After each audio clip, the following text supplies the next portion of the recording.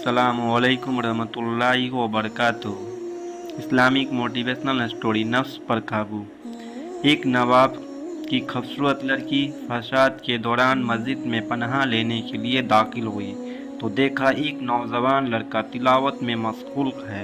बगैर कोई आहट किए लड़की थोड़ी देर खड़ी देखती रही, फिर नौजवान के करीब चली गई।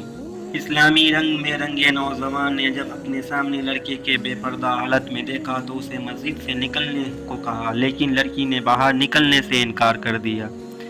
नौजवान लड़के ने गुस्से मिन्नत हर तरीका अपनाया, लेकिन लड़की ने बाहर जाने से साफ इनकार कर दिया और अल्लाह का वास्ता देकर कहने लगी, मुझे बाहर ना निकालो, मेरी इज्जत को खतरा है, इसलिए मुझे आज रात यही मस्जिद में गुजारना दिया जाए।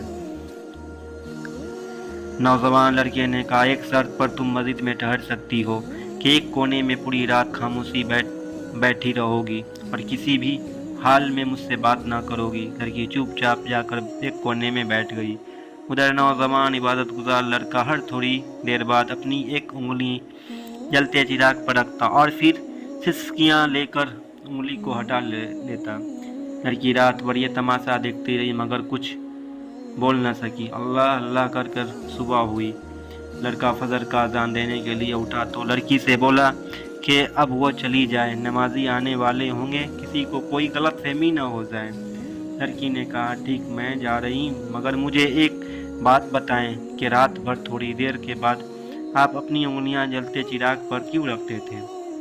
तो नौजवान लड़के ने जवाब देते हुए कहा, जब कभी मुझ पर शैतान का गलब होता तो मेरी ख्वाहिश उभरती थी। शैतान कहता था, अकेली लड़की और ख्वाहिश पूरी कर लो, मगर मैं जब अपने अंजाम यानी दोज़ख की आँख को याद करता था तो मैं अपनी उंगली चिराग पर रख कर ये चेक करता था कि क्या मैं दोज़ख का आँख सा पाऊँगा, मगर जल्द ही मुझे एहसास हो जाता कि ये चिराग की आग एक छोटी सी उंगली को बर्दाश्त नहीं कर सकता, तो कल मैं क़यामत के रोज़ मेरे जिस्म की जहन्नम का आग कैसे बर्दाश्त करता।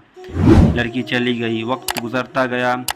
उस नवाबजादी के लिए अमीर से अमीर घराने से रिश्ता आते रहे, मगर वो हर रिश्ता ठुकराती रही। लड़की के वालिदैन बहुत परेशान थे।